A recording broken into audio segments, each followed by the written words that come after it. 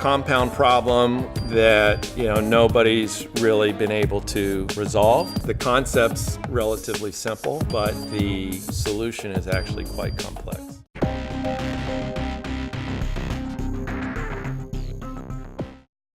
My name is Dr. Terry Smith. I'm a senior principal scientist here at Dynamic Research in Torrance, California. I manage the Impact Test Lab, which is the laboratory where we do helmet impacts. We look at issues of human safety and product design and development. Right now, there's an incredible public awareness of concussion, an incredible awareness of the risks of concussive injuries and the long-term problems associated with it.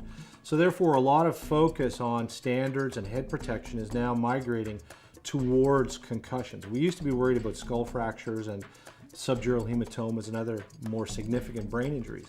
But now, because a large percentage of the population are sustaining concussions, you're seeing a lot of new research and new efforts to try and understand concussion.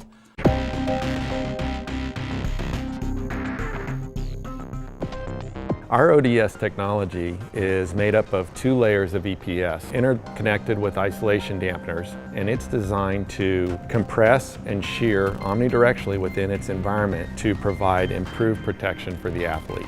This ability to displace and compress reduces the transfer of angular acceleration energy and also low threshold energy to the brain or the head in the event of an accident. So we accomplish this by separating the helmet into 2 layers. We have an outer layer of EPS that is mated to the shell, and we have an inner layer of EPS that is up against the wearer's head. In the event of a crash impact, those 2 layers have the ability to compress and come together. They can shear omnidirectionally within themselves, reducing angular acceleration.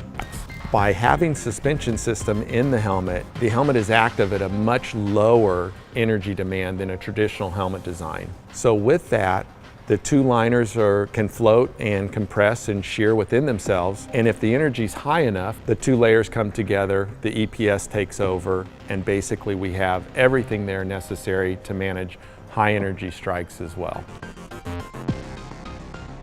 That's what our ODS technology does within the helmet in the event of an impact. There is simply no other helmet design that can provide these combined energy management benefits.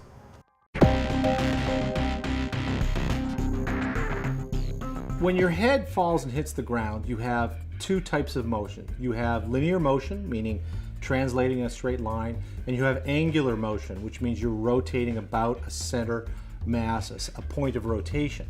So when we rotate, we induce both this linear motion or linear acceleration and this angular motion or angular acceleration. So both of them are very important in trying to protect against head impacts. We want to try and manage those in an efficient manner to try and provide the most protection we can.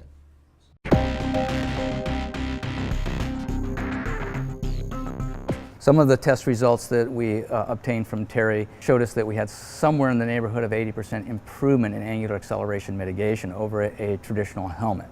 And that was really exciting information since the medical community has defined that rotational energy is the #1 cause for brain injury.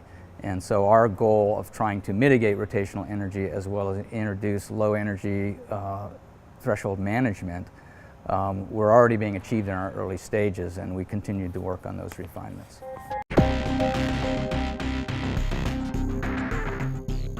All the standards that are out there in the world, internationally, DOT, Snell, the British standard, the ECE 22 standard, all of these standards measure only linear accelerations.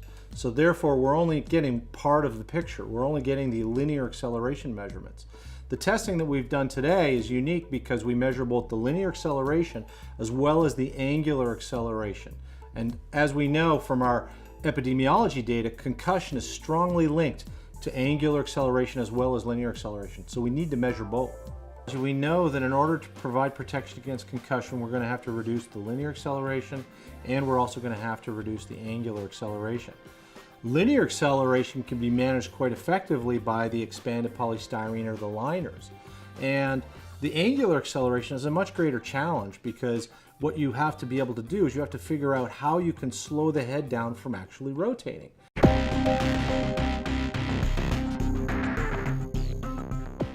The feeling of knowing that we've developed something that's going to contribute in a positive way to the athlete is really rewarding. Helmets aren't just a bucket that you're putting on your head, but as long as we are participating in sports that make us go faster or fly higher, in particular in the air, gravity's always going to be there and dragging us down. We used to be worried about skull fractures and subdural hematomas and other more significant brain injuries. But now, because a large percentage of the population are sustaining concussions, you're seeing a lot of new research and new efforts to try and understand concussion. So hopefully all of this information will help us make better helmets and better forms of head protection. I think a lot about my son. I'm constantly afraid when we're out riding that he might hit his head. It feels great to think that I may be able to have helped offset the amount of injuries that somebody might sustain. I'm never satisfied, and we'll keep looking and keep refining, but we've reached a point where we can't sit and wait to say, well, we'll go get it better a little bit more, we'll get it a little bit better. We have some significant energy reduction transfers within our technology, and it's time to bring it to market.